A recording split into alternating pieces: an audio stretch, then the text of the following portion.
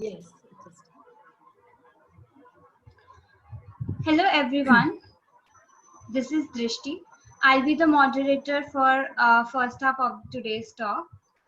TISS Azim Premji School of Education welcomes all to Conversations.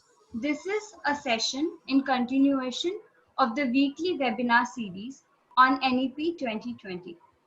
The topic for today's talk is Higher Education in the National Education Policy 2020.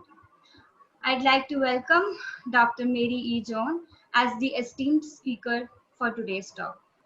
Starting with a brief introduction of ma'am, Dr. Mary E. John is Senior Fellow at the Center for Women's Development Studies, CWDS, New Delhi. She was earlier the Director of CWDS from 2006 to 12.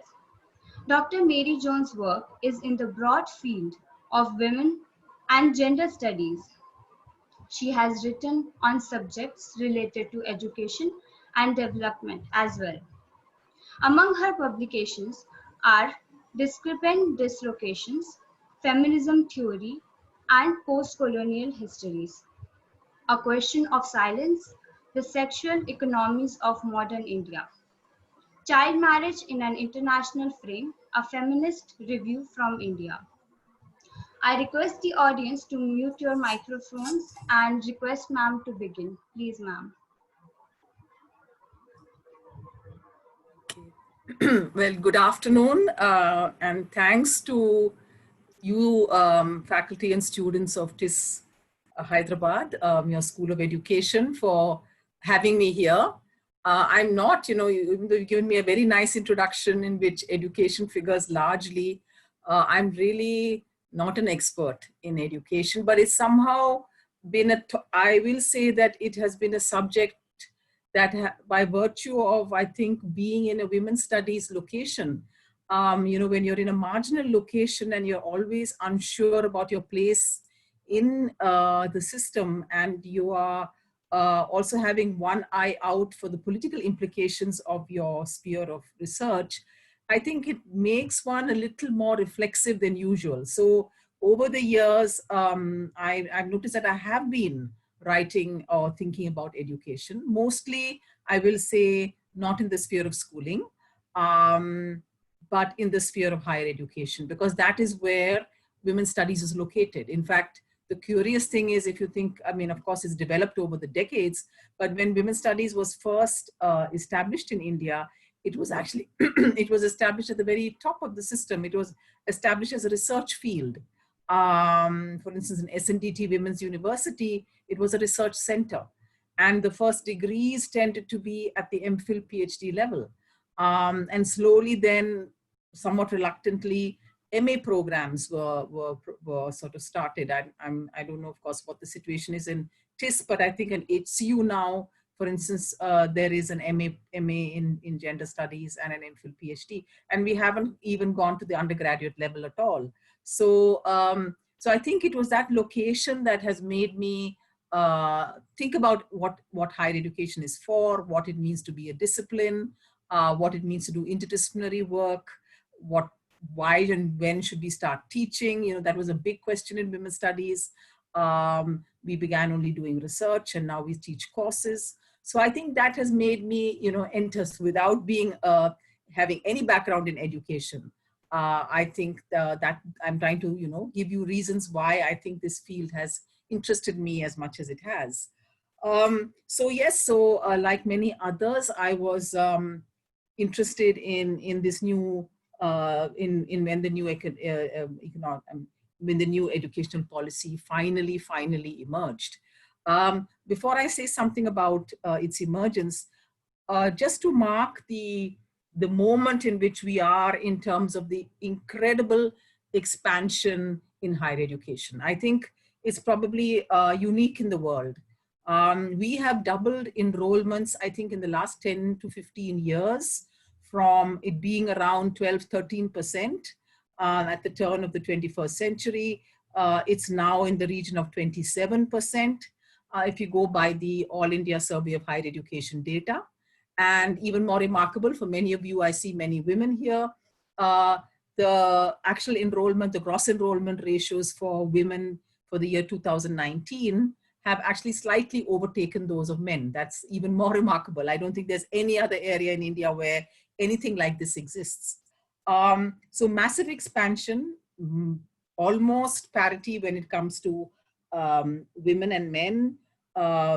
Thanks to reservations, also very, very vast changes in the composition of students in higher education. Half of our students are from scheduled caste, scheduled tribe, and OBC backgrounds, which is a remarkable transformation of the classroom. This is the context within which this NEP has finally emerged. The curious thing about the document itself is that it is, in fact, there are two documents. It's the most strange policy document I think most people have remarked on this. I've asked others about it. If you notice, it doesn't even have a chairperson mentioned. It doesn't even have a committee mentioned. There's no ownership of this document. There are two versions and you have to figure out which is the right version. Last year there was a draft, and even that draft had more than a longer version and a shorter version. Prior to that, there was a leaked version, which was leaked to the press, and then that was withdrawn. So if we ask ourselves, and I have no answer here, education is the #1 subject of #1 ideological agenda of the new government that we have had since 2014. But for all of that, they don't seem to be able to come out with a policy document. It's very strange, and it indicates clearly levels of conflict. It indicates that there are many things they cannot say, or they say and then they don't say. I leave this very much to everyone to think with. It is really a very, maybe it has to do with the fact that hardly any educationists are playing any part in the production of the document. These are being produced by bureaucrats, with the occasional educationist thrown in. So is that the reason why, many people have even remarked on the nature of the text, how it is written with this very fluffy, feel-good factor. In fact, we counted some of the words, the word holistic appears like 40 times. The word multidisciplinary appears 71 times. It's such a feel-good document with some, it also does sort of remark about that it's a constitutional document. It makes all sorts of right noises. But it totally lacks in terms of, actually trying to convey what and how they're going to go about doing what they wish to do. For me, the other point I want to make by way of context setting would be to say that on the one hand, yes, I mentioned all these many versions of the policy that have appeared, in the last couple of years, with no ownership of the final version. But prior to this, I think it's important to say that these are not the first such efforts to write about higher education and to think afresh about higher education. Of course, you all know there were the earlier policies. I'm not going back as far as even 1986, which was the second major policy document. I'm thinking more of, there was the Birla-Ambani report of 2004. That was the NDA's effort to look into education, higher education, along with other fields, in which, as the name indicates, this was the big moment where private corporate players were sought to give their views.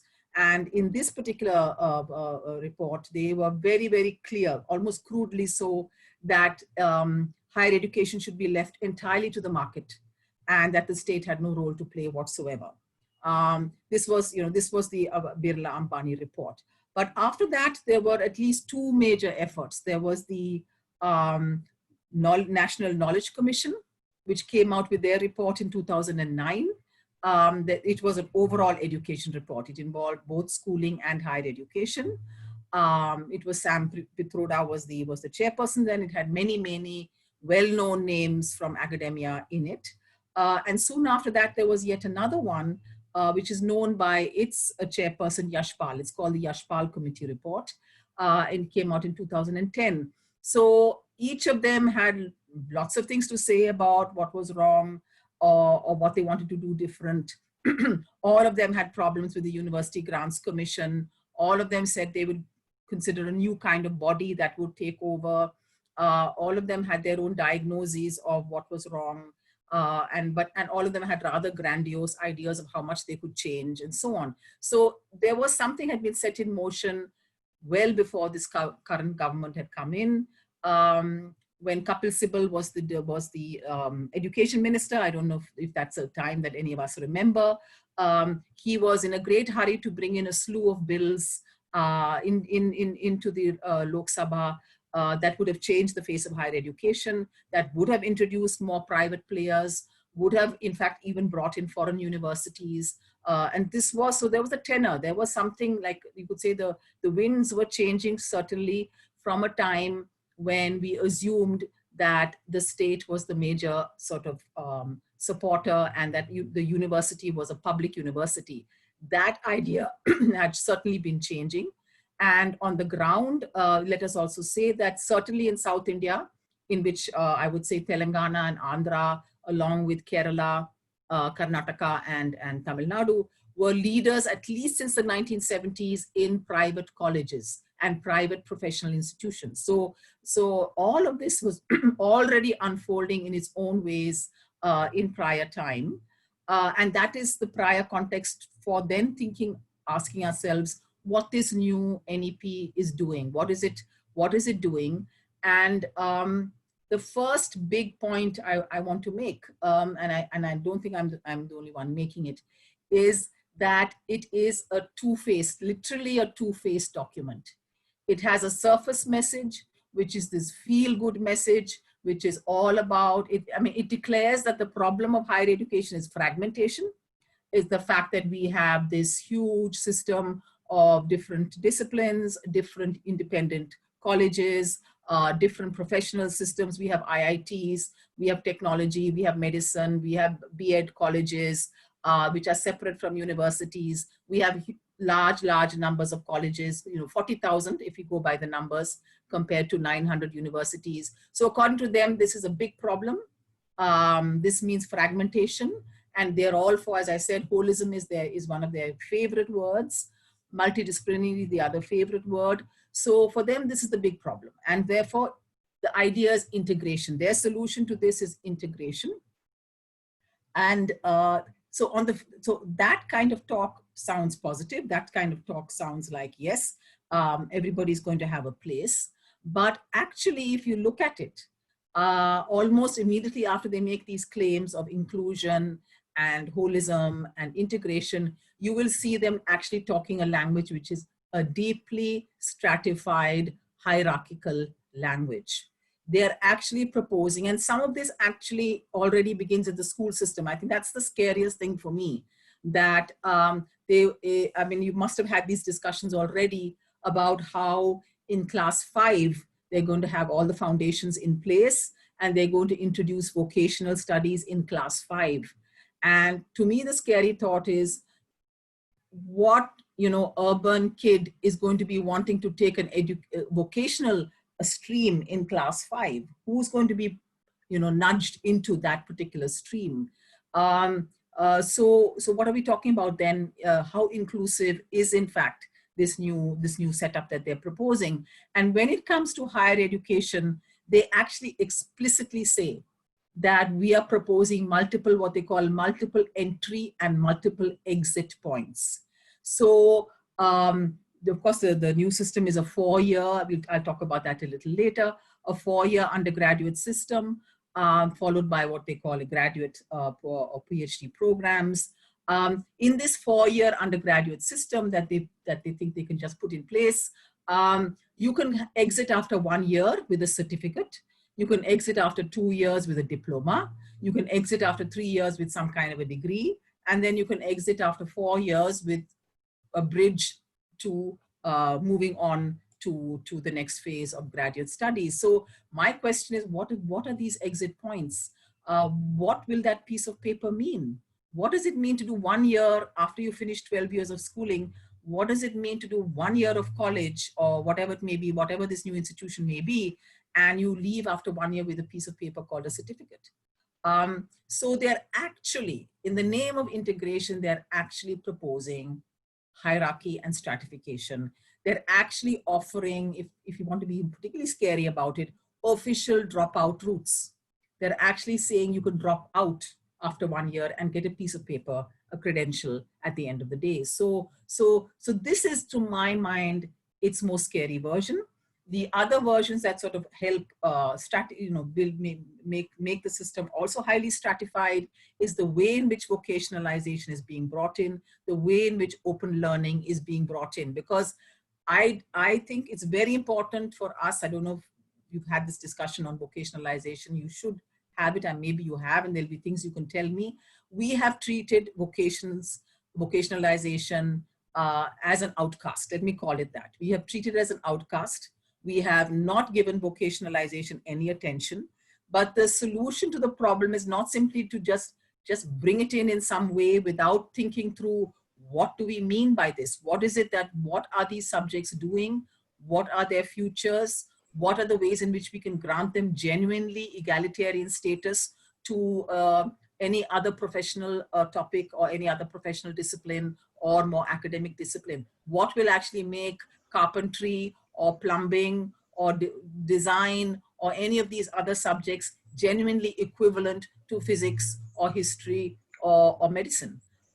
So the way that's my problem, the clever way in which they talk about all these things, and what does it mean to say, well, we can bring in open learning and so on. Who's going to be the ones who will be stuck with open learning, and who will be the ones who will have the benefits of a proper, so-called proper education? So in many ways, the clever talk is hiding. By the way, they want to increase enrollment to 50%. And my sense is that this is the way they're going to do it. They're going to do this by having multiple exit points. They're going to do this by having these streams that are going to more or less push people into taking certain streams depending on their backgrounds. And this is going to be a tremendous loss at a time when we have actually quite successfully implemented reservations now. At least for about 20 years, we've implemented SC/ST reservations. Since Mandal 2, since 2008, we have been, at least in the central universities and so on, implementing OBC reservations. And this has been a game changer. I think this has transformed, and along with that, the fact that women are now, on average, let me say on average, half the student body is women. This is transformed what was yesterday's urban male upper caste student body. And if this is the moment within which then you're going to actually introduce these various streams, the other thing that is very clear is that they have a new concept of disadvantage. And this is the SEDG, the socially economically disadvantaged groups. This term appears many times and often in short form. It's very clear that there is no question of reservations any longer. They are going to dismantle reservations. Not only that, it is very clear when you look at the funding part of the story that state funding is going to be for model universities. That is to say, there will be a few model universities, probably some in metropolitan and some in backward areas. And there are going to be a select number of fellowships. There is, and money is going to go. So they say, this is another very devious move that they make. They claim that they're now going to have 6% of financing for education, which we have never had so far. But if you look further, where is that money actually going to? It's going to go for early and child education, ECCE and nutrition programs. And what is particularly devious about this is that currently these major, the ICDS programs that we're all very aware of, the Anganwadis and so on programs, these come under the Ministry of Women and Child. So what we might well see is money that is already being allocated to women and child being now put into the new Ministry of Education in the name of 6%. So actually we are going to likely see a huge reduction in funding coming from the states, whether from the center or from the states. And In effect, for higher education, you will see, as I said, a couple of model universities, and you will see some, token fellowships in a new system, which again, if you compare it with the Yashpal report or the Knowledge Commission report, all of them did say that we cannot only have a system of public funded universities. We have to think of the right mix between private and public. Private, by private, they meant philanthropic private. That is to say, at least openly not looking for profit, not being commercial. It did mean that they would be charging obviously much higher fees, and that is a big topic, a big controversial question, as we all know. How that would be regulated was therefore another big question. But they did all of them say no to outright commercial education. However, if you look at NEP 2020, it is very circumspect. It says encourage philanthropy and regulate commercial. That's all it says. So obviously this also means that commercial forms of higher education are going to be very much present. The capitation fee and so on that we all know, especially in the professional subjects, is going to be the way forward. That this is going to have hugely negative effects in terms of who are these small numbers of SEDGs, the socially economically disadvantaged groups, who are going to be somehow enabled to get what kind of education under these kinds of fee structures. So, so in other words, it doesn't take a lot. If any of you have read the NEP document, it doesn't take a lot for you to glimpse very clearly that this is where it's headed, that these are the very hierarchical, in other words, very exclusionary, in the name of inclusion, exclusionary modes in which higher education is going to move forward. One more point I want to make before I come to the question of the structure of this new system, and that is, we've been talking a lot in general about the nature of this new government and its ideology. And here I have to say, it's been somewhat surprising that, or rather maybe they're being very circumspect, Hindu Rashtra does not really figure in this document. There are very, very limited spaces within which our great and ancient culture is referred to, and most of it is about how wonderful the models of Takshila and Nalanda were in their own time. And at one point, a rather sort of silly kind of comparison is made between the 44 kalas in ancient texts and liberal arts education. But beyond these few paragraphs, they don't say very much about what in fact is the ideology that we know they have. Where you might get a glimpse of the ideology is when we look at the language question. And here too, we notice that Sanskrit appears about 22 times in the document. English appears about 3 or 4 times. Hindi appears only once. And this is probably because last year when Hindi was proposed as one of the 3 languages, there was a huge pushback, a huge backlash from Tamil Nadu. So now they're very circumspect about Hindi, but they go on and on about Sanskrit and the wonders of Sanskrit. And so there are probably, again, devious ways in which their new ideology is going to be pushed. And I can imagine that already from schooling onwards, there's going to be a massive pushing of Sanskrit as a language, as one of the 3 language formulas, and probably even as one of the languages for higher education. Let me conclude by saying something about the overall idea of the new structure. They talk about a 4-year structure of undergraduate education followed by a graduate program, a PhD program, which loosely seems to be imitating the US, what we think of as the US system, right? In the US, you have 4 years of liberal, and they use the phrase liberal arts quite often.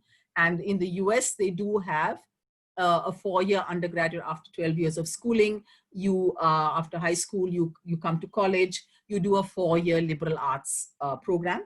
It's by the way, it's quite I think it's not a bad program. It's a degree that everyone, by the way, has to take. whether you're a medical student or an engineering student or a law student, or you want to do physics or literature, everybody has to do 4 years of undergraduate, and within which you then major in a particular subject, maybe one, maybe two, maybe you have a minor major, whatever. But everybody has to do a range of subjects. After which, so in other words, a medical student in the US would be starting their medical studies after having done a BSc, as it were, a 4-year BSc, which would include, and wouldn't be called a BSc, it would be called a liberal arts degree, in which they would have done courses in the arts and in humanities and all of that.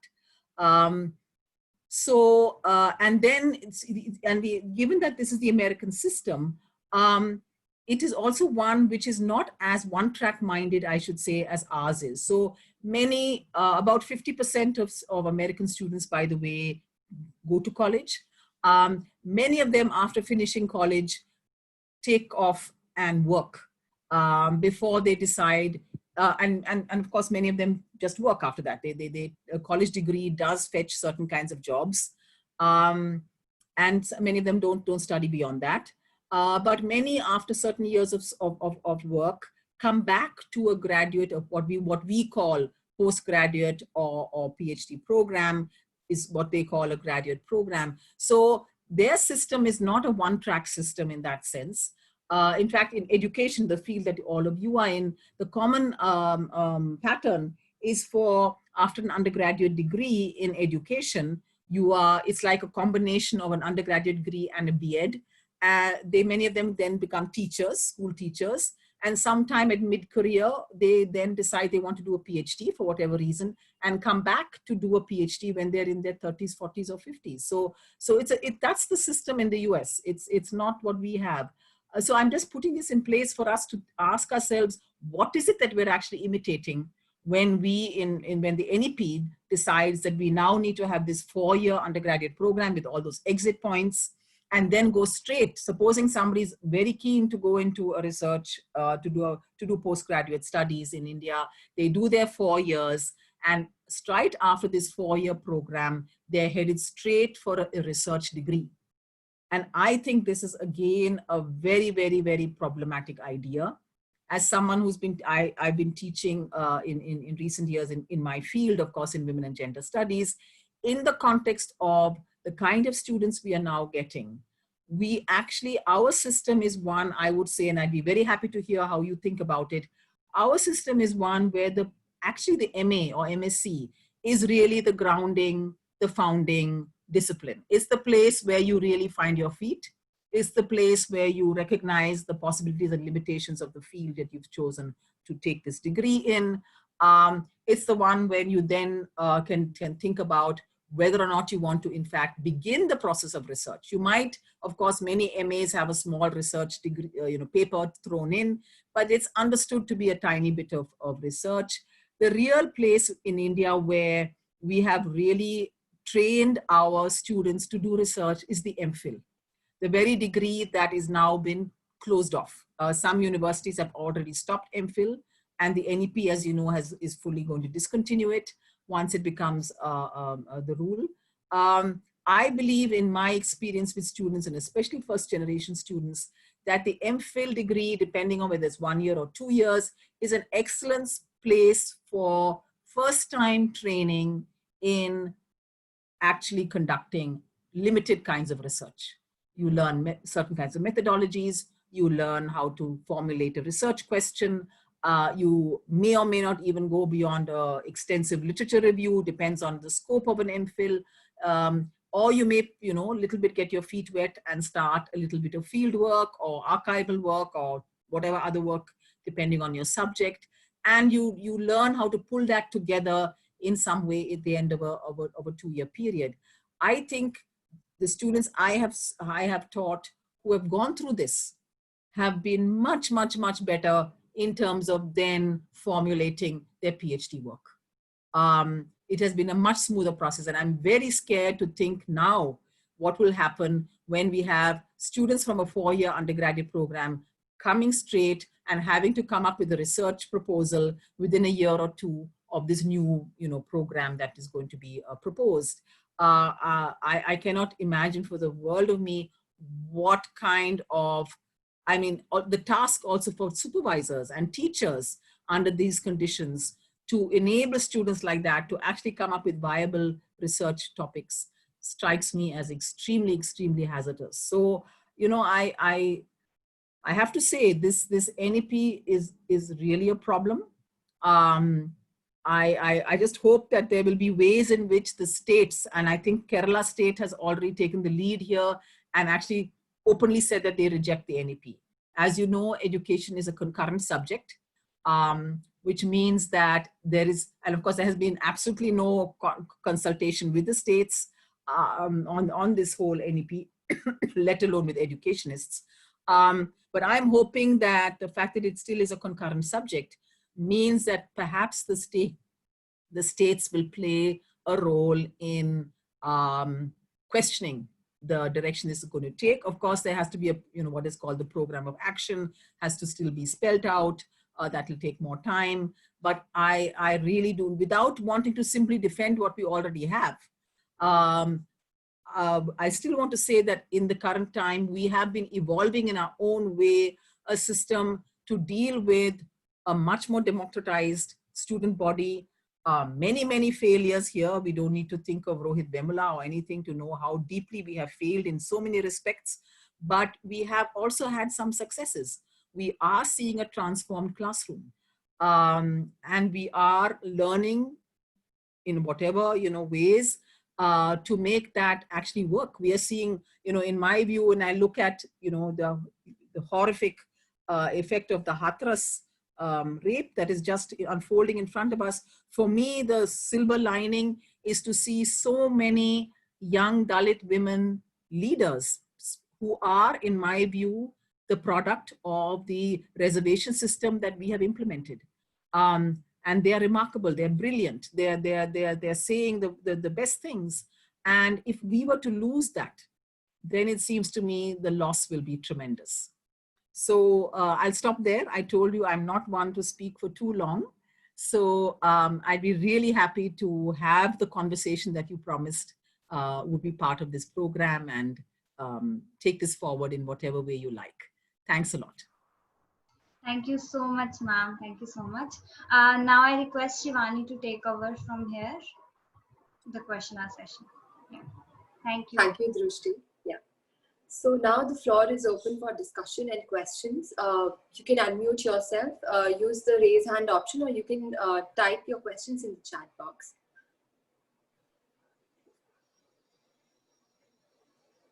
Yeah. The first hand raise is from Shreya Mehta. Please ask your question. Ma'am, I'm a second year education student of TISS Hyderabad. So, speak a little louder, you're very soft. Yes, ma'am. Am I audible now? Yes, yes. So I'm a second year education student of TISS Hyderabad. Okay. I'm highly concerned about this multidisciplinary aspect in higher education. My analysis about this is that this multidisciplinary aspect seems highly analogous to the formation of school complexes that have been Yes. mentioned in the school education part of this document. Yes. So standalone institutions that offer single disciplinary course will have to Yes. probably integrate with Yes. other institutions, and that would in a way help in achieving the right-wing agenda of complete centralization of education. So that is one of my analysis about this multidisciplinary aspect. Yes. And another analysis is that it is also extremely threatening for social science institutions like this that have actively participated in voicing their dissent against the draconian laws of the government.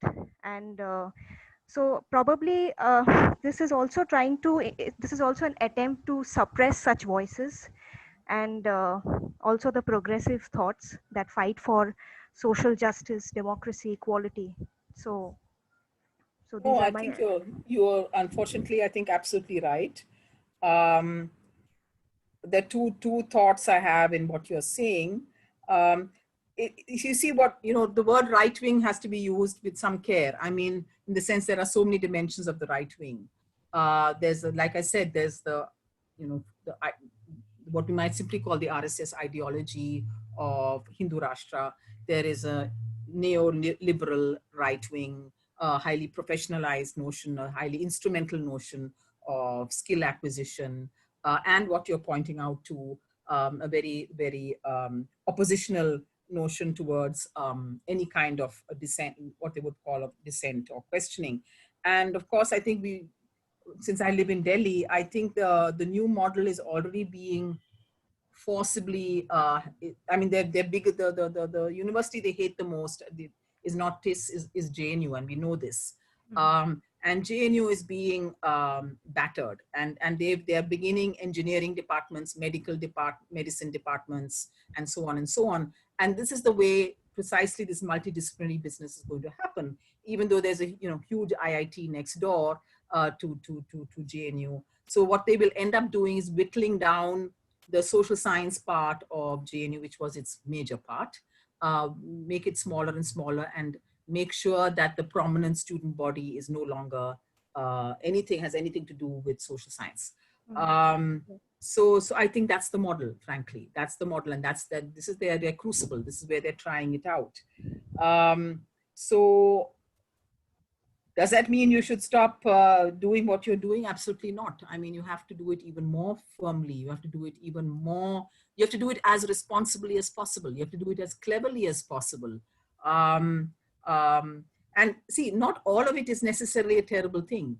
I'm not sure that I want to defend the, thousands and thousands of tiny B.Ed colleges that are strewn across the country, which are little teaching shops, which may have a couple of teachers and so on. Surely we don't need to defend those, right? Surely you could think of better models where, in fact, links with the rest of a university system would in fact be a benefit. I think education would be an excellent example. Like, for instance, here in Delhi University, there is the Central University of Education, which has a certain semi-autonomous status, but it's also linked to the rest of the university. And that is not a common model that we have. So let us look carefully, differentially let us not be defensive about what we have, okay? I do believe that and I know Asha is here, that medical students in India sorely need what we might think of as liberal arts as a complement to what they study when they purely do their medical subjects. So let's and if they could gain a genuine understanding of some of the thinking that goes into thinking about social issues, that would be surely make for much better doctors and nurses. So let us think carefully about how we want to respond to these. Let's not simply say no, TISS has to remain the way it is forever, or that medical and other kinds of institutions should remain outside the university structure. But that's what we need to. That's why we need to talk back. We need to come up with ideas that would actually meet theirs and surpass what they are doing. Thank you, ma'am. Yeah. Thank you, ma'am. The next hand raise is from Asha, ma'am. Oh, fantastic. Great, yes. Sorry, you can hear me, no? There's a lot of disturbance. Very sorry. No, sorry. I thought there were other questions in the chat box, so I could go later. Or you can ask a question. We can take those after. Okay. I just very quickly, because this point came up and the point about medicine also came up. I just wanted, so the point in that 60-page document where it goes on and on about multidisciplinarity, but the term interdisciplinarity I don't think shows up. No, not at all. Not at all. So the point about porosity between disciplines and across disciplines. Yeah, sure. Which can happen only through interdisciplinarity, which they have either mistakenly or willfully not used. So I think that's where. So in that sense, cross-disciplinary learning does not seem to be the interest.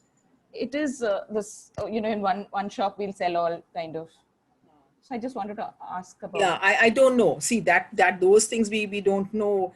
See, again, what these are funny documents. These are beyond the point. How will we analyze them? I'm not entirely sure. I don't even know what they think they mean by multidisciplinary. So is it just a series of silos running side by side? That's not, when they say, if they use the word liberal arts, if they mean the term liberal arts, then they don't mean silos. Now, we also are guilty of using words like interdisciplinarity as though they were magic bullets. And we ourselves are very, have not worked very well on all of that, including in women's studies, as you well know. So I wouldn't harp too much on the word itself. I would simply want to, I think we should evolve a strategy where we don't keep only find fault with the wrong word, but actually force them to make the word multidisciplinary mean more than they might want it to mean. So, like if you take the IIT structure where students actually do take a certain number of courses outside, I think that's a much better model. That one of the better models right now. It's not interdisciplinary for sure. It's not telling you about the social construction of engineering, but at least it is forcing them to take some courses, and it has an impact. We know many IIT products who have been changed by the very structure of that degree course. So that's what I'm saying. We have to be, let's be strategic here and not pick more holes than we already have done when the holes are so huge, actually. That's my thought. I don't know, because we have to fight back. We obviously have to fight back, because this is the end of higher education, frankly. This is going to be skill training of some sort. I don't know, whatever. It's very, very, very bad.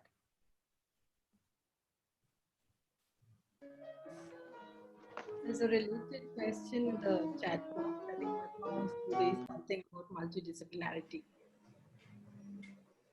Or should I look at the chat box? I haven't opened it myself. Not read the question. I think Padma could somebody read it out? Yeah, ma'am, it's from Padma Sarangpani, ma'am. Ma'am, would you want to read it out yourself, Padma? No, I actually don't know how to get the hand to raise in the chat. So I appreciated that I had a question to ask. Hi, Padma. Hi. Hello. Yeah. On this question of multidisciplinarity, I'm actually wondering how much a policy document needs to get into epistemics of higher education in any decisive way, and maybe it is more a reaction to prevailing malaise of increasingly setting up monodisciplinary universities and institutions, which has actually distorted the nature of higher education provisioning in the country. So I'm actually in favor of a more charitable interpretation of this term.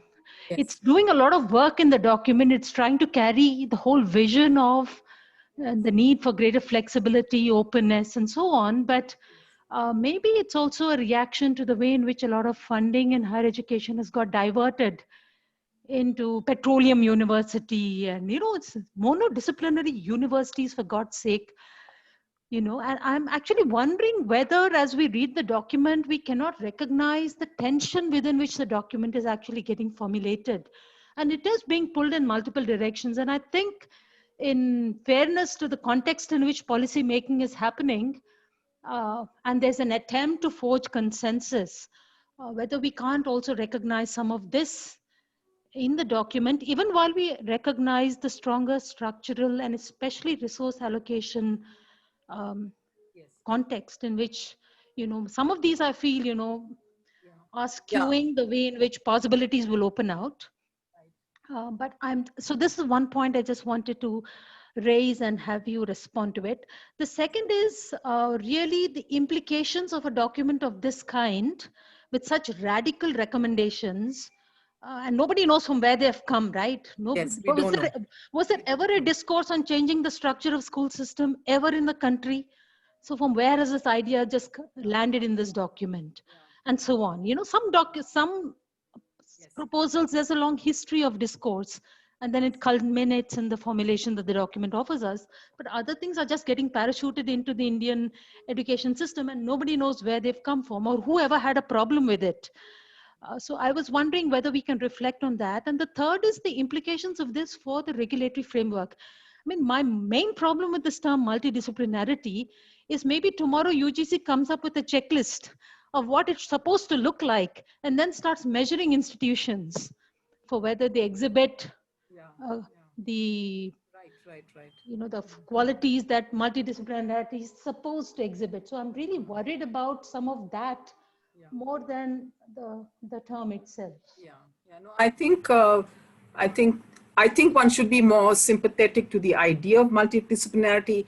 If it is, but see, the thing is, as you say, there's something of a black box here that I think has all of us mystified. How many educationists have actually had a role to play in the making of this document?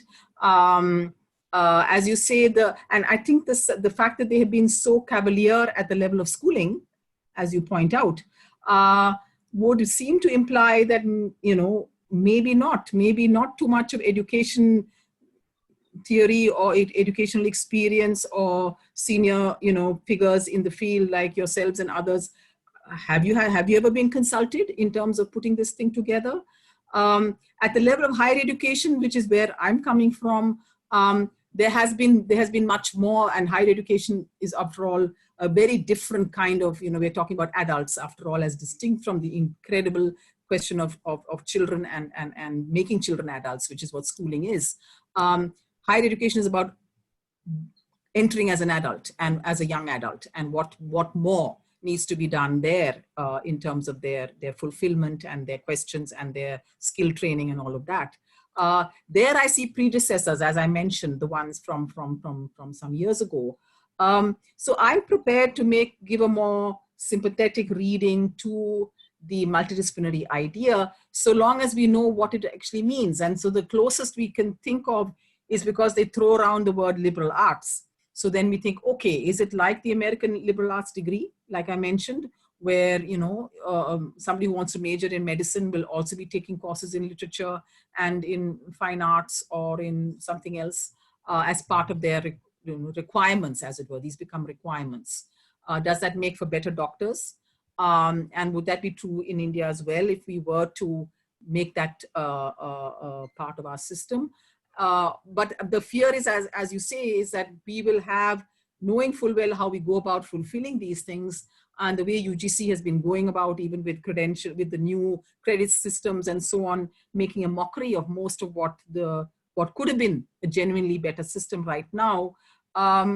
This is my fear, that it is going to become empty and that people will pick up, some discipline or something else just to fulfill a requirement and little else. The other point I'm trying to remember, yes, you were saying, where is it coming from? And that is, I would turn that question back to you and to others who are, fully in the field of education. How have they gone about doing this? Why have they felt, is it that they know that if they were to consult people like yourselves and others, that that they would come a cropper, and therefore they have not even gone to all of you? Is that why there's been, I mean, at least in 1986, even though I think Rajiv Gandhi had huge problems with what he was doing, he was forced to consult with a whole bunch of people. Right now, they are not even beginning to do that consulting. So is that why the document has the shape that it does? Or what other vision do bureaucrats have of education is where we need to try and figure out. And finally, my question was, why is there no sense of ownership? Why are there no names there? That's even particularly, I found that, at least earlier we had the chairperson last year was mentioned, and before that the previous chairperson was mentioned, for better or worse. Here there's not even that.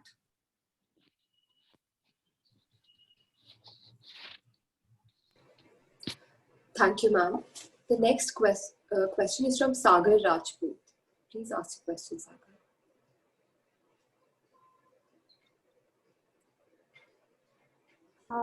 Good evening, ma'am. Thank you for the wonderful session. I wanted to ask that can you throw some light on the impact of this new education policy on teacher training and the adjustment of teachers into the profession of teaching?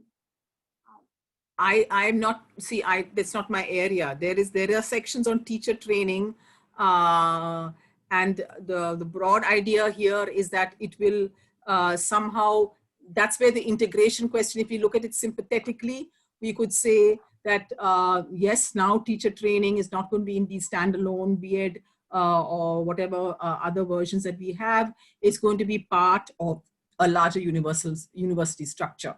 It's going to be built into your, you know, the subject that's going to be your, if you're going to become a physics teacher, then you're going to be doing side by side your courses on physics and your courses on pedagogy and all the other things that you learn as part of teacher training.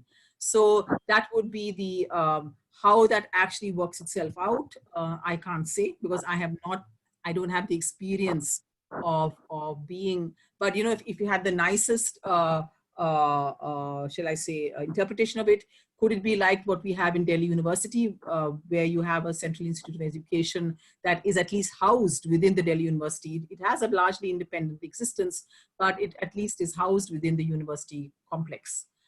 Is that the form that it will take? Because I imagine there's plenty that is wrong with the standalone B.Ed college today.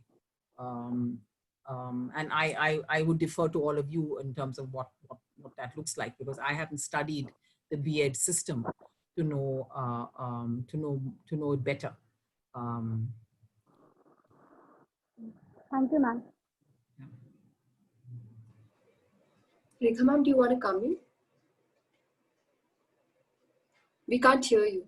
Yeah, sorry. I do want to come in, but I see a hand raised. Dheeraj has his hand raised.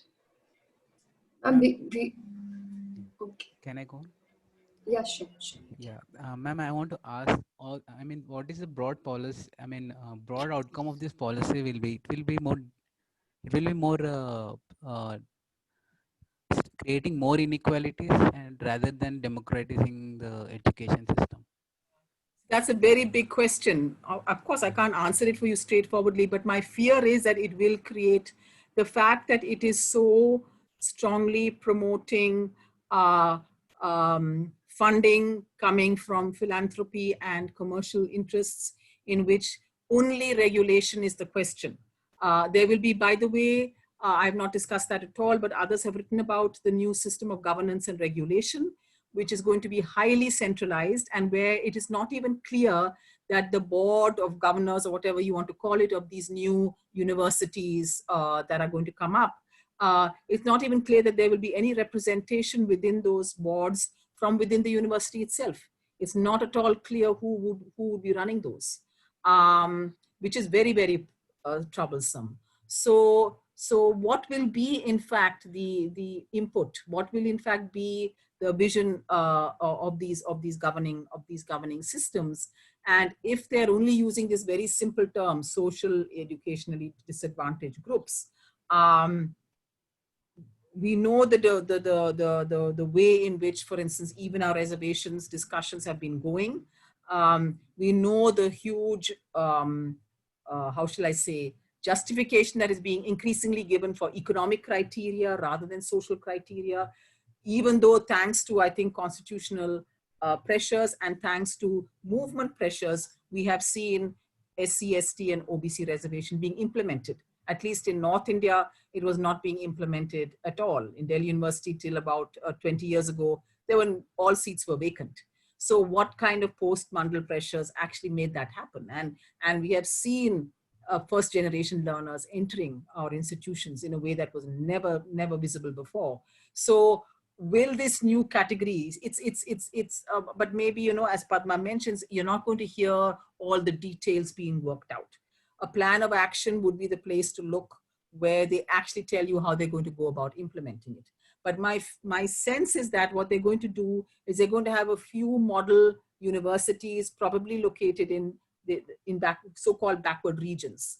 So you're going to have, and the whole language question is a whole big question. I'm not an expert here, but they're talking about the fact that in some of these universities, they will teach in the quote unquote local language, whatever that may mean, and that they will have all this enormous translation of materials that will somehow, you know, solve it. we know we have completely failed on that front, because in my view, the question of inequalities in higher education is very strongly linked to the question of language. So we have not faced up to that. We have claimed that English is the language of higher education, while in fact, depending on where you are, to whatever degree, other languages are actually the languages within which teaching happens. Especially in state universities, but in ways that very rarely, I mean, I'm thinking of, Pune University, people like Sharmila Rege, who've made it a point to name inequality and disadvantage along language lines, and made it a point then to think of a bilingual or multilingual system of teaching. But unfortunately, most of us have not even gone there, or some of us, AUD, where I was teaching till recently, openly, that's the Ambedkar University, Delhi, has declared that its only language is English, and that students who wish to have Hindi as a language to do their exams will not be permitted to do so. So I think none of this is this current document doesn't tell us a thing about any of that. And maybe it can't. But the fact that it is not willing to name constitutionally mandated reservations, for instance, it never says that. In fact, it uses the word merit quite often. Meritorious faculty, meritorious students. These are terms that are used, and we know the ideological load that the term merit carries in our context. So I think that there will be more streaming. I think that streaming will be an unequal one. Yes. Unless we fight very hard to actually make it different. Can I come in now? I Please, don't have please. the hand raise option, so I just butting in. Yes, so I think among the few things that the document is unequivocal about is that the MPhil has to be discontinued. And Mary, I want to get back to your point about the 2-year MPhil and how it prepares students to go in for research in the PhD level. And I entirely agree with you. But also, if you were to think about, I mean, there's a divided opinion, and I do want to put the other point of view with which I sympathize as well, that individual students spend too long in higher educational institutions. Right, the number of years in the institution is very long, and for a student to go through 18 months of MPhil or 2 years, as in most institutions, without any support, it becomes such a difficult thing. So with support being withdrawn, I would go along with this thing of, okay, no MPhil, but then after 4 years you jump into PhD. What kind of preparation that is really.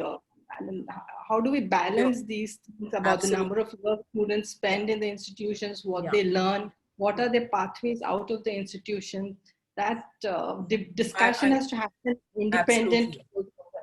I think so. No, absolutely, Rekha.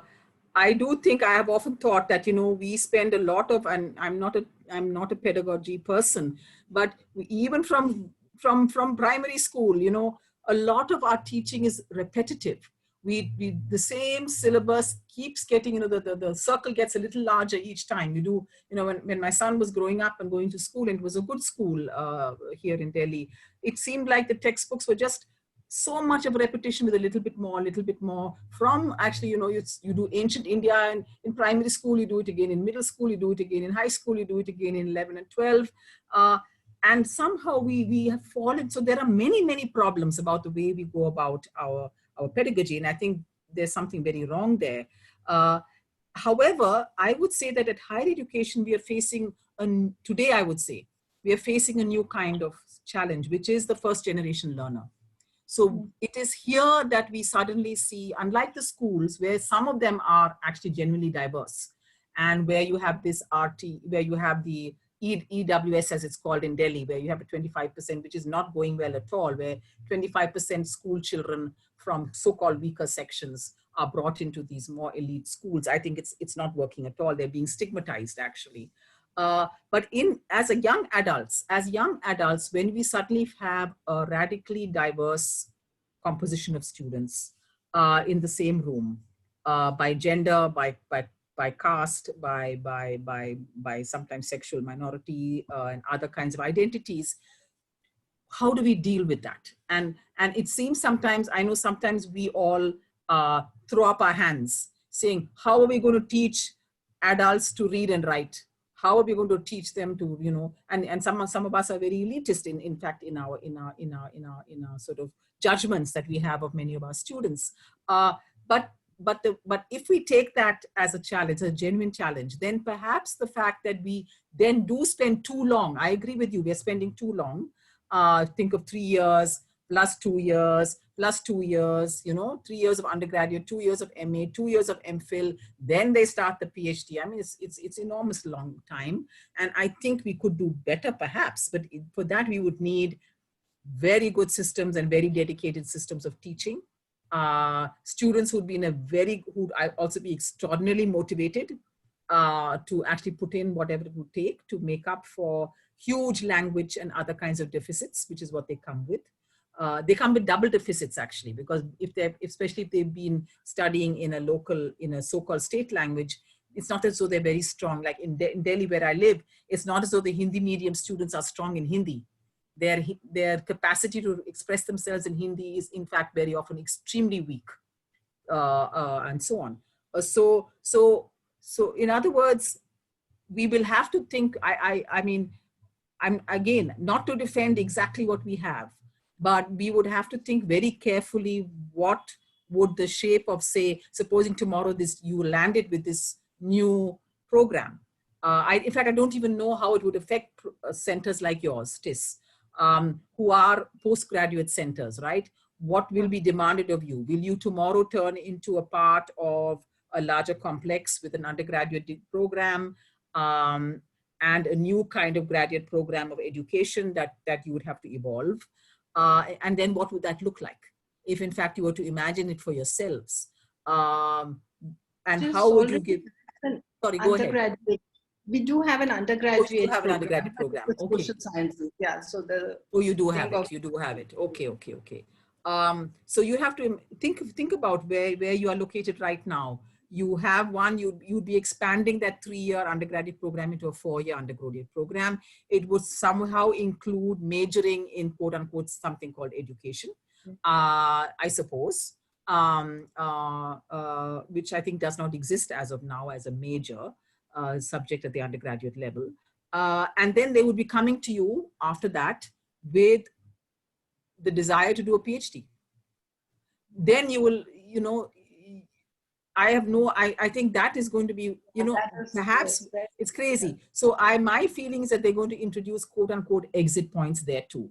I imagine that's going to happen. And you'll have effectively an MA exit point. You'll have effectively, because there's no other way this is going to happen. You can't have enormous numbers of students coming in, the equivalent of your MA students coming into a graduate program with the aim of doing a PhD. Yeah. That doesn't make sense. So something is going to give, and perhaps what sometimes ends up happening is that we smuggle back in some of the things we already had in this so-called new system because it simply is unworkable. The other point I think Padma raised in the chat box is about the casualization of teachers, and that is, you know, last year's draft policy said unequivocally that all your ad hocs, I don't know what they call them in Hyderabad, but in Delhi they're called ad hocs, that they would be made permanent. Within 6 months, they said, they would be made permanent. The opposite is being said now. They're introducing the clever language of tenure. I don't know if you're familiar with the tenure system. In the US has what is called a tenure system, which means that after a certain number of years of teaching, you are then tested as to whether or not you can become permanent. You have to show whatever it is you have to show, how much of publications, how good a teacher you were, what administrative duties you did. And based on all of that, you will either be made permanent or you'll be shown the door. It's a horrible system. People in their mid-30s or sometimes are shown the door and have no job, and then end up being literally lecturers by the hour. And we don't know this about the US. We don't know that face of the US, where there are many who are actually just, you know, they're literally above their American poverty line. They are teaching by the hour. They're living in sort of very ramshackle places. Their health systems are in disarray because they then can't afford good insurance health systems. Is this what we're going to have here? You know, so this casualization, and, you know, I know American friends have sort of laughed at us and said, you have 1 year of probation, it doesn't mean anything, you all become permanent overnight, and so on and so forth. But I think that at this point in time, trading in what we have now for this alternative is also, because it's going to be, if you read the document, see what their criteria are. They say loyalty, they use words like loyalty. Loyalty will be, what does it mean to say that a faculty will be rewarded for their loyalty? You know, they don't even say publications. Yeah. So yeah, I feel that places like TISS, both Bombay and Hyderabad, you guys really need to now, you're the experts actually, you see, you are the people who should be putting your heads together now and come up with smart, sympathetic sounding where you have to be sympathetic, and otherwise critical where you need to be critical, responses to the NEP. I really think that you have to claim that space, because you're the people. You know, it's not me. It's you all, really. You know. Ritesh has a question. Yeah. Ritesh from School of Education. Yes. I'm particularly keen with this of this usage, particularly philanthropic. Yes. You know, the role of philanthropic partnerships Yes. in Yes. ensuring higher education Yes. made available to students. Yes. So, you know, TISS is also struggling through, you know, at least getting an attention of the government as well Yes. as the philanthropic organizations to Yes. recognize the need Yes. to support its programs, academic programs, and also, you know, field action programs. Yes. So in such a scenario where there is a very skewed distribution of resources, particularly also from the philanthropic organizations, I wonder, you know, whether this kind of a rationalization is feeding into a certain kind of a technical rationality about how higher education institutions should be functioning. So I just wanted to know your opinion about it, and Yes. you know, it seems to have lasting impact. Uh, but at the face of it, it seems as if you know, there is a doable plan, and it can be mobilized and activated, and resting on the institutions to take active role and Yeah, I agency. think you're very right. And in fact, what struck me as you were speaking is that institutions like TISS, both Mumbai and Hyderabad, are probably crucibles, because you are actually, given the history of the Tatas having, at least in the Mumbai case, I don't know what philanthropy, I'm not familiar with Hyderabad branch and what kind of philanthropic monies has come into your system. But you know, if you look at your structure and the recent struggles you've been having over fees, I'm a little familiar with the Mumbai from friends and others. The issues there, you know, I think if one of you were to look very closely at the history of these institutions, how were they set up? What kind of monies did the Tatas actually provide TISS in its earlier years? How did it work? What was the fee structure then? What proportions came from the government, if any? And what changed at what point? When was it that government money was sought for? When was it that fee structures kept rising? At what point did the SC/ST waivers or reductions, or however they were put, get changed? You know, you would have actually a very, very good case study of what can happen and what is possible and what can, you know, go this way or that way. What I think, I'm willing to say that surely there is room for philanthropy. I don't think the only model, I think that the main model of higher education in India ought to be the public university.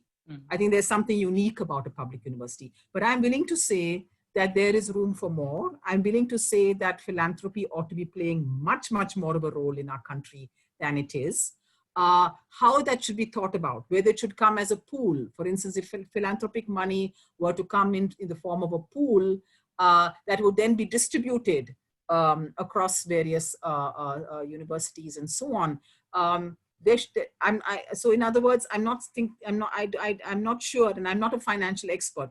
You should get someone like Professor Tilak, who's you know, Jandalia Tilak is the man who looked at financing of higher education. What would it take? What proportion of finances should come from taxes, our taxes as citizens? What proportion could come from corporates? What proportion should come from fees by students? I think those really need to be looked at, and one should have a slightly open mind. I think sometimes, you know, the idea that it should be totally free. Now, I would love to see that happen. You know, if Bernie Sanders had been elected in the US, he promised absolutely free higher education in that country, and he said it was possible. So maybe it's possible. I think, but what I wanted to say to you was that if you were to look at the TISS model, so to say, and at one point, I don't know if you know that in the 11th plan, this is before the new government took over, which was so-called the education plan of the government, when they put in enormous sums into higher education as never before. This was under Manmohan Singh.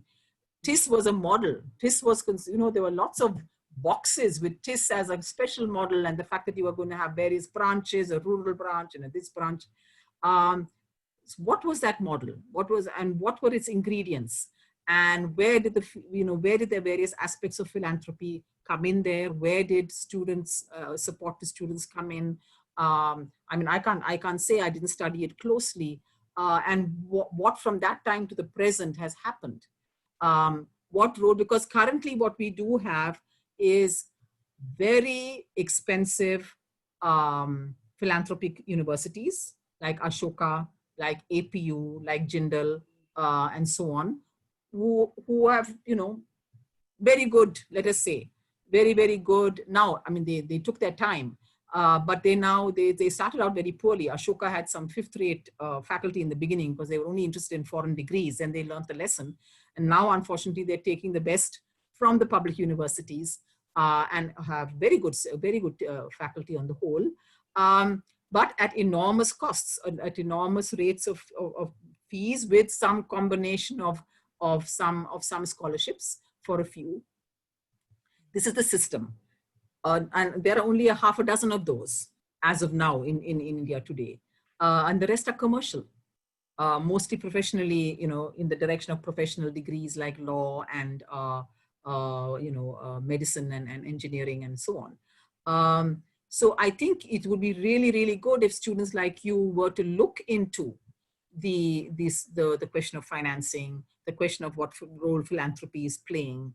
I'm shocked when I see the Ambanis and so on happily give money to Harvard and Stanford.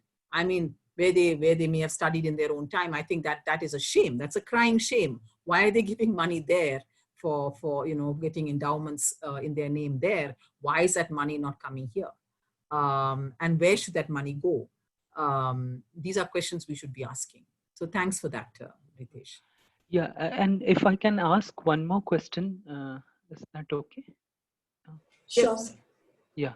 So this is with regard to, this is really bothering me about the SCDGs and the homogenization of SCDGs.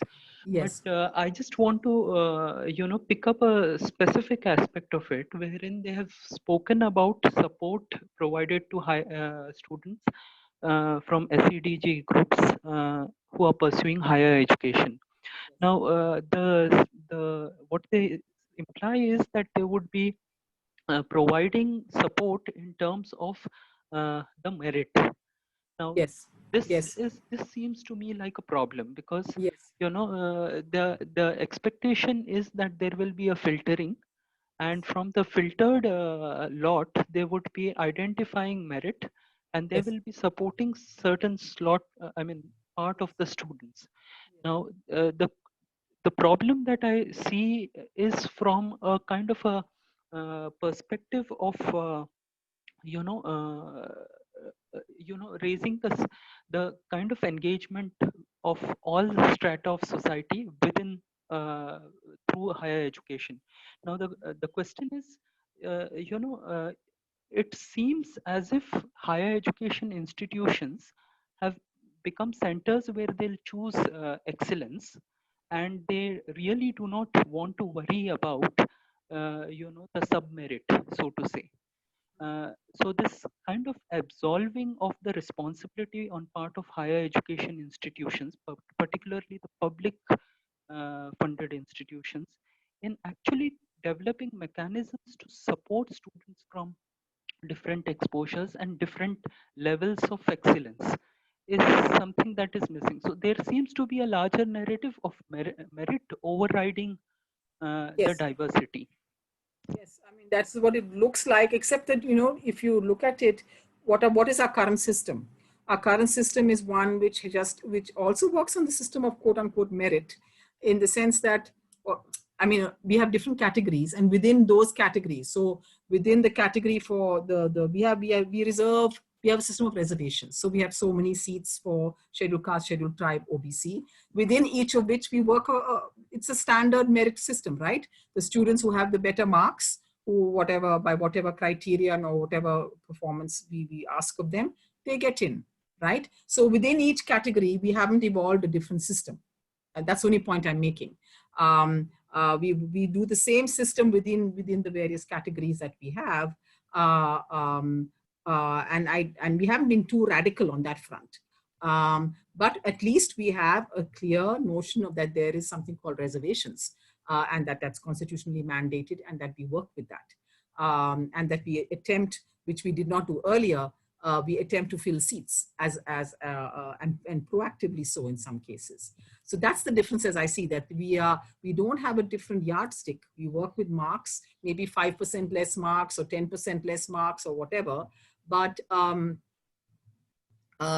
nonetheless, within that marks-oriented or performance-oriented criteria, we bring in students are brought in. What will happen with this is the fact that they have this thing called SEDG seems to me to imply that everybody is going to be, I mean, what is the notion of disadvantage, number one? The fact that it's called socio-economic, one word or hyphenated word, implies that at least as much weightage, if not more, will be given to economic criteria. And economic criteria is basically a way to bring poorer upper castes into the system. That's how it works. In Delhi, the new EWS category that has been introduced alongside the other categories actually debars. It's quite amazing. It actually does not allow SC, ST, OBC students to apply under the EWS category. So what does that mean? It is outright a category for upper castes, right? So what are we going to, though the document has occasional mention for scheduled caste, they are mentioned, they're strewn around here or there, but it's not at all clear that that would be a criterion in and of itself. That's the question. Will groups, and minority of course is practically not meant. I mean, I think the word is used once, but otherwise minorities are nowhere.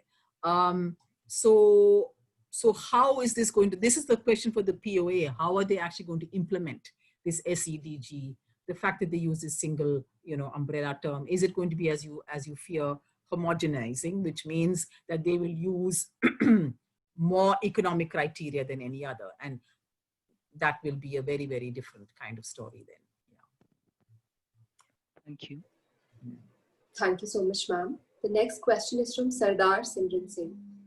Please unmute yourself, Sardar Simran. Ma'am, as we know, the kind system of credit transfer that is mentioned in this NEP, ma'am, how do the transfer of credit is going to be transferred in different courses? No idea. Yeah. I mean, that, or rather, that's a question for the POA. See, let me put it this way. This is a vision document.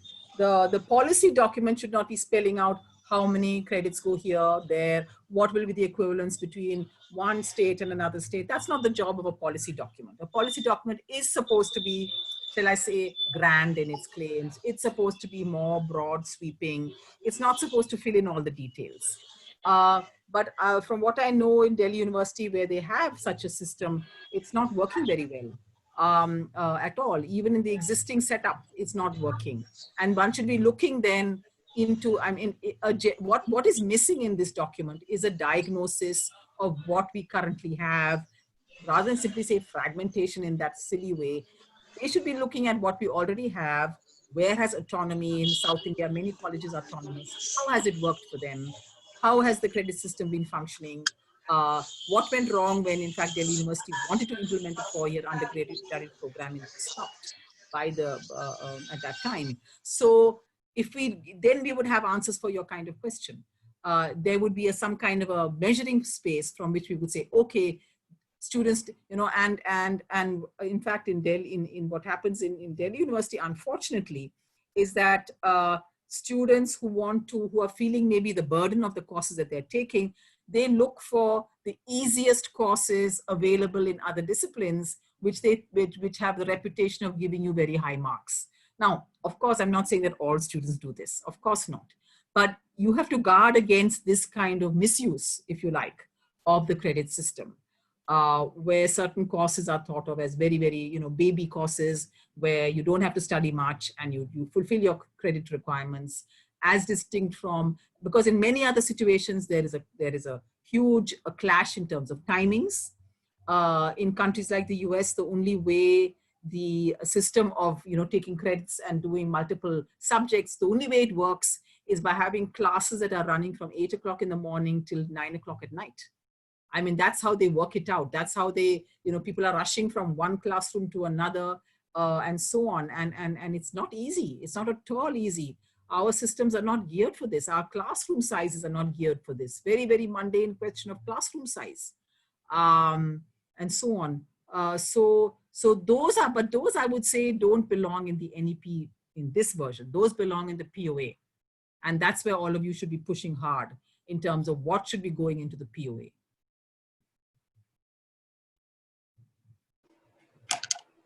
Thank you, ma'am. Yeah. The next question is from Bhaugavande. Sir, if you can please unmute yourself. Hello, Q&A, there is a question, another question also. You have another question, sir? Yeah. Okay, sure. Please go ahead.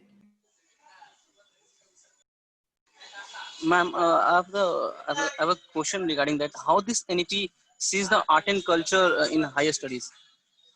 The studies of art and culture. Well, they're mentioned, they are there, they don't spell it out at all. They have a lot of grand, culture is another favorite word. In fact, the word culture appears more often than the word science. So culture is a big word for them. It often harks back to the past, you know, great and ancient culture, the ancient universities. They sometimes mention lovely subjects like theater and all of that, which surely would be great to have theater as a discipline. But they don't spell it. Again, these are just thrown around. So you'd have to wait for the plan of action where they actually would tell you, see, this is in that sense only a general document. It cannot be telling you details about any particular area. But culture, thing about the word culture though, and I think Rekha could have things to say about that. The way they use the word culture is always about the past. It's about what we'd had in the past. It's the great, you know, texts of the past. It's the ancient universities. It's Sanskrit. Culture equals Sanskrit. Why doesn't culture equal popular films, you know, and so on, the present, the future? Why isn't that also culture? So they're very, very, shall I say, predictable when it comes to what counts as culture. And that's the worrisome part, because then it's about a Hindu, upper caste, and perhaps not even a particularly well-researched notion of the past that goes by the name of culture. So rather than the many, many ways in which we are products of culture today, and the many ways in which we are formed by culture, of whether it be quote unquote high culture or so-called popular culture. I don't see when they mention, along with theater, why don't they mention film? You know, that would have been a more interesting combination of subjects if they had offered both theater and film for students, you know. So that's where I feel, you know, again, it's pulling you in a particular direction. Thank you, ma'am. Thank you, Simran. Bhav Gabande sir, if you want to ask a question.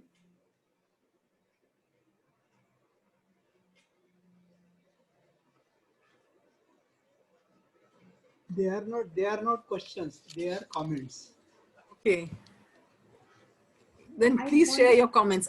For some reason, my chat box is not opening. I don't know why. So I'm not able to I can see that there are comments, but I can't read them. So there is a shift from British system of education to US system of education when document clarifies HES into research, teaching university, and independent autonomous degree awarding colleges. That is, there is no affiliating colleges with the university. That system will be doing away with that.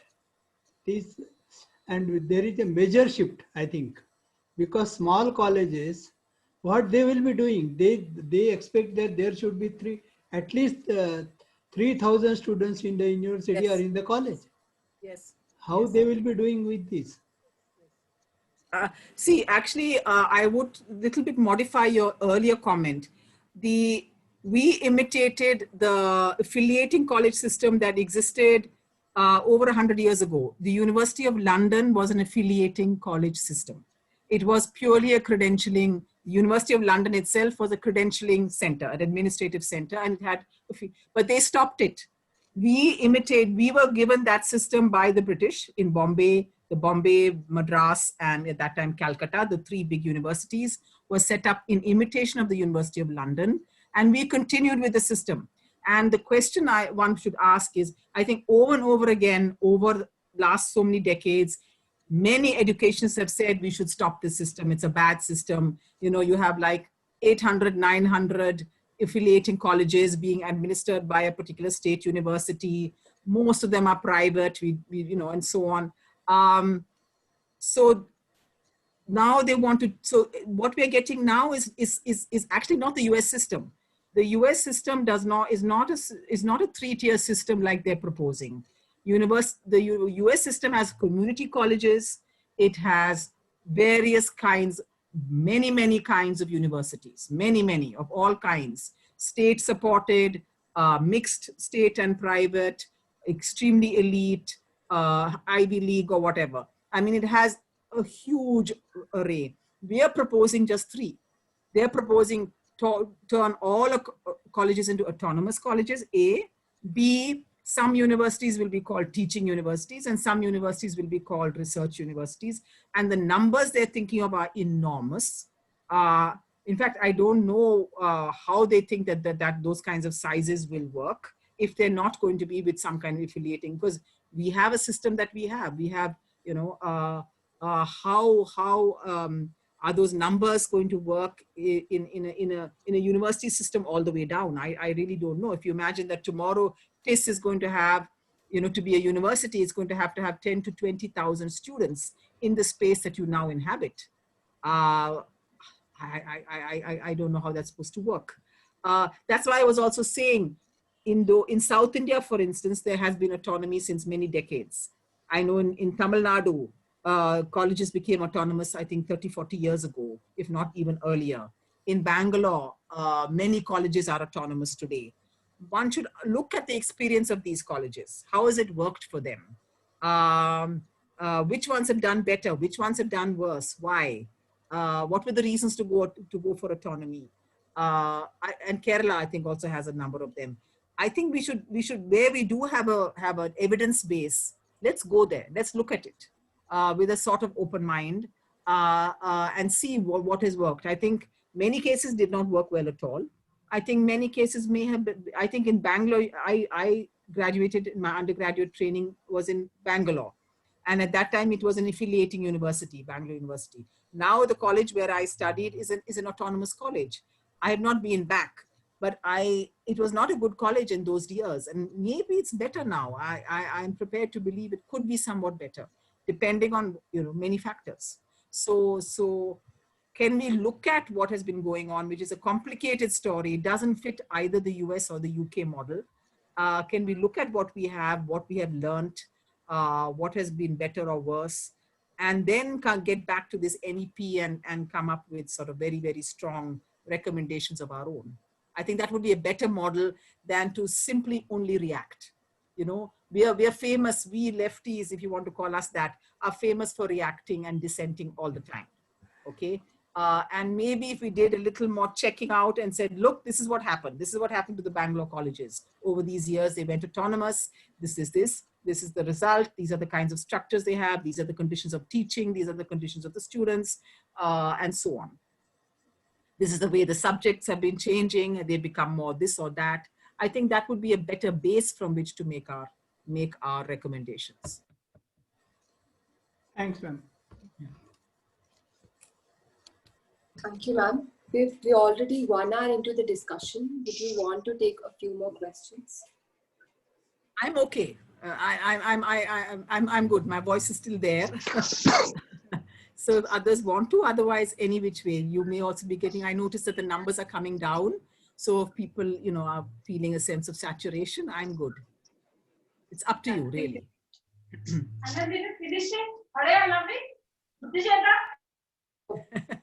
There are a few questions, I think. So, Yashi, can you see that? Yeah, Yashi, you can please ask your question. Thank you so much. Ma'am, my question is a little off topic. I had mentioned in the chat box. So I just wanted to understand how the term gender only restricts itself to a man oblique women binary, even in the education sector at most times. And thus, like, sort of it percolates the binary understanding in all students and faculty. So how can we change this approach to make the term more inclusive for real and not just let it act as a shield against heteronormativity at most times? That's what I feel. Well, are you asking that the NEP should address it? Is that your question, or? No, ma'am, it was more of a general question. The general question. No, that's our question. Absolutely. That's our question in women and gender studies. It's our question in higher education. And I think maybe we are on that road. I think we're beginning to be on that road. I think we are naming the binary. And I think we're learning, we as older teachers are learning from young people. We're learning from the kind of groups that I see around me. And to that extent, I'm somewhat hopeful. I think the state is unfortunately extremely limited. So all it can do is come up with a third gender, which is kind of funny. If you think about it, then what is the first gender man, and the second gender is woman, and the third gender is trans? I mean, I don't know, what does that mean? So the state has very, very limited vision. What is it that we can do, and how should we do it? I think that is a challenge. And I think some women's studies or women gender studies programs are dealing with it, because you see, we are luckier than most because we have usually a lot of autonomy in how we teach. We are in a position to evolve our own programs. We're in a position to evolve our own syllabus, our own pedagogy. So I teach a feminist theory course, and every few years I've had to change my readings, because new questions. When I began, the trans question was invisible in my course. It was all about sexuality. And then I had to change that. So we learn as we go along, and that should probably go outside of a specialized women gender studies course. That should hopefully, I mean, if we had the best of possible worlds where we were genuinely multidisciplinary, and students from other programs could actually come and take our courses, then perhaps some of this would happen. So that's my response to you, and I hope that maybe in your education you have an education, gender and education, or a education of gender, or gender of education. Probably, do you have an option like that where you can raise these issues? And actually there's material, there's a lot of material now available on these issues. That's the lucky part, because people are writing about this all the time, both here and elsewhere. Thank you, ma'am. Yeah. Thank you, Yashi. The next question is from Murli Krishna sir. Yeah, thanks, Shivani. Yeah, Professor Mary, this is Murli. I teach in TISS Hyderabad. Hello. Yes. Hi. My question is about women and gender inclusion. Yes. Now you see in NEP there is a detailed discussion about how to include the marginalized girls in the school education, and there is also a proposal for boarding schools with a provision for gender inclusion fund and inclusion fund to encourage enrollments of, from the marginalized groups. And then you also mentioned in your talk that you see now in higher education spaces there are more women's present. That is a positive outcome. Yes. Yes. Now, just to think about these two things together, now the government's attention to create boarding schools apart from the Kasturba Gandhi Balika Vidyalayas, and then you have other resident ashram schools, etc. Yes. Now, there is idea of a boarding school that is coming in, but when it comes to the higher education, you don't have Dalit and Adivasi women in that 50% or more than 50% numbers that we see in university spaces. Especially so if you are speaking in terms of the IITs, IIMs, where there is a great mention in the document about MERU, Multidisciplinary Education and Research University, which is like going to become a model university to be set up, along with around that there will be many more universities of a global significance. Now, if you are having a vision of that kind, with transgender and the marginalized girls being now included in the gender inclusion fund, now what do you see from the women and gender perspective is a roadmap for pushing the marginalized girls, especially the minority, Dalit and Adivasi women into the higher education spaces, into the existing IITs and upcoming MERUs and all these institutions of excellence? What would be kind of gender, women's studies and gender agenda towards promoting marginalized women's equality question in the realm of higher education? Well, there's two sides to actually the one thing I never mentioned in my presentation, which was very quickly remarked by others. There is no mention of the women's studies programs that we now have. Women's studies programs, Dalit studies, centers for exclusion, and so on, and the study, centers for the study of exclusion and inclusive policy. These women's studies are not new, but some of the others are new. Newer at least. There is no mention of these in the NEP. So many women's studies centers in the country were therefore extremely worried in a situation of already declining support from UGC as to what does this imply for the future of any teaching or study of women and gender studies at all. First of all, does this imply that they're going to pull the plug here? On the other part of your question, actually, that would have to be part of a map where we would open up the SEDG category categorically. And in the past, when the question of reservations came up and the question of whether we should have systems of additional points for various criteria came up, there were ways in which we could imagine a kind of what you might think of as a matrix of points that would, so that women or gender would actually where it should be. In the IITs, we do need, where there's basically only 20 or 30% women in IITs, but perhaps in some of the other subjects where we have sociology, literature, I don't know about education, the vast majority of the students are already women. Do we then need to have certain kinds of points, if you were, for gender here?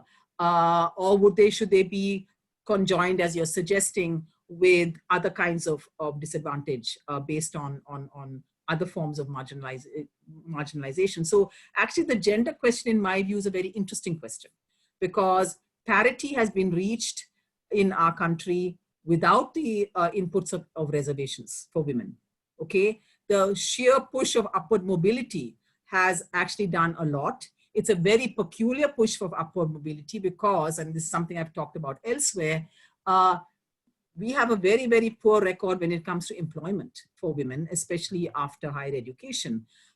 We have, on the other hand, a very, very complex marriage market that is very closely linked to educational attainments.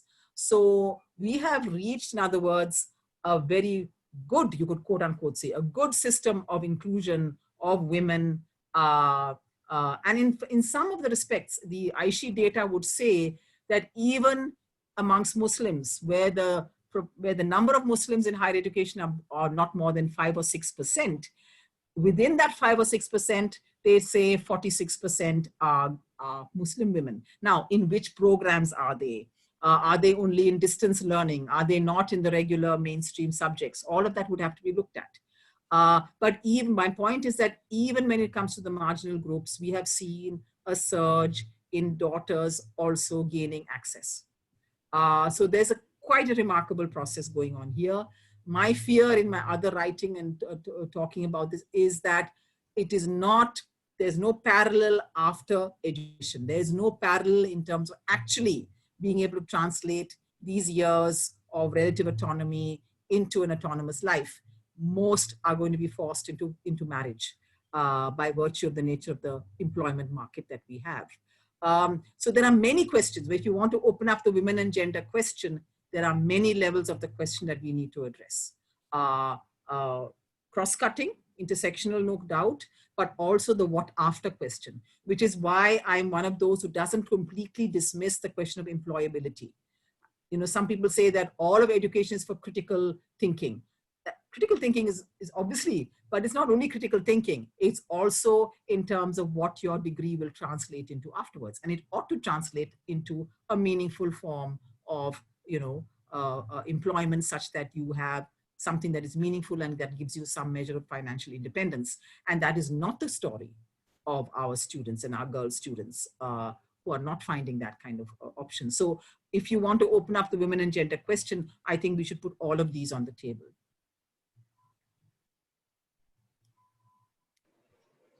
Thank you, ma'am.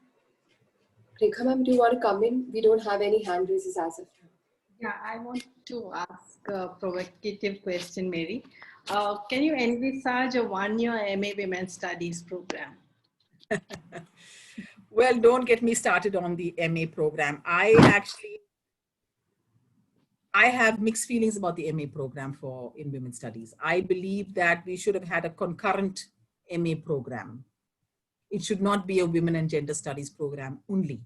It should be, because of what I said earlier, that, you know, the MA is the space where you actually learn the contours of a given field or discipline. And when it comes to women and gender studies, which is a critical, it's a critique. After all, women and gender studies is not just about women or gender. It's about women and gender and society, in the economy, in whatever field you may call it. So it ought to be in a critical relationship with existing, however problematic they may be, existing disciplines. So I feel that students have not been really helped enough in the MA programs that they've been part of. And I've been critical of this a lot, but then the compulsion of, you know, that's where this silo business that Asha talked about tends to just kick in. And you're looking for jobs, you're looking for a department with a given size of faculty who will get the chance to teach. So we've fallen into I feel, a trap here. And ideally, if it was a one-year program, which means what? 8 classes? Does that mean 8 classes? Then I would ask 8, I mean, would it have 8 papers? I'm saying a one-year program. Oh, yeah. 8 papers. Something like that. If it had 8 papers, I would say make it 4 plus 4. Make it certain select areas in women gender studies, knowing full well that it's highly selective, and make these students also connect those courses to some mainstream course. I think that will stand them in better stead in terms of going forward than to only do women and courses, which is what we do in an MA in women and gender studies. That's what we do. Right. So women's studies, as you're pointing out, is like uniquely positioned the way it came into the. Yes. But would that logic, I mean, it's not the same logic, but can you also envisage other single one-year MA programs? There was a comment. Well, you know, let's look at those wretched one-year MA programs. I think UK specializes in these one-year programs. People are, I don't know why, but they are spending enormous sums of money to get in, I think in the hope of credentialing for those courses. Let's look at them and let's ask students who take those courses what they get out of it. I'm extremely wary of them. I think you do need 2 years. It's also interesting that most graduate programs in the US have at least 2 years of coursework. They do have 2 years of coursework before you embark on your actual thesis, work. So a 1-year MA, a standalone 1-year MA, unless it's so like narrowly, I don't know, I think certain professional courses, maybe you could do a media course in 1 year. I don't know. I really don't know. Yeah, I think the UK 1-year MA courses are also very specialized. So yeah, very specialized. Yeah, it'll be gender and development or something like that. Yeah, right. Or human rights. And frankly, I'm not very sure about those courses. I don't know whether those really equip you, unless you've done a lot of other reading of your own. I don't know whether these kinds of what these really do for you. Again, I would say that in the Western context, many students who take these courses are older, are already, think of it. They're not coming out of an undergraduate program. They've been working in some, organization for many years, and they want to get this particular degree. So it's different. And we have the tendency to keep on studying, madly one after the other, because that's the way we've been, that's the way we go about it. And I think that's not very productive. I think my voice is telling me that I need a bit of a break. Plus the numbers are going, so I think it's maybe. Yeah, right. Thank you, ma'am.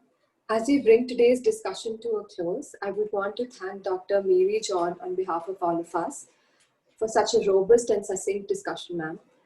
I would also want to extend our gratitude to our faculty coordinators for conversations, to Professor Rekha Pappu and Professor Shikha Thakkar. This was a joint effort of our administrative team and student volunteers.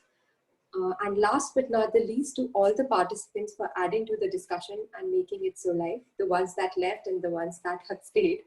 Thank you so much, ma'am. Thank you, I enjoyed it very much. Thank you so much. See you again, we'll get you back for, after the POA comes, we'll have to have more. Yeah, no, absolutely. And Asha put in her word about the MA program and my thoughts on it. Yes, many thoughts were flying, but yeah. Absolutely, we have to talk about it. Absolutely. Thanks, Mary, for this. Yeah, lovely to see you all. Yeah. Same. Thanks, Rekha. Yeah, see you, Asha, another time. Yeah. Okay, bye. Now I realize I've been just ending abruptly. I don't know if people want to look at the chat box or I should just go ahead and end it. I think you can end it. I think you can save the chat. Whoever is the host. Save it. Save it.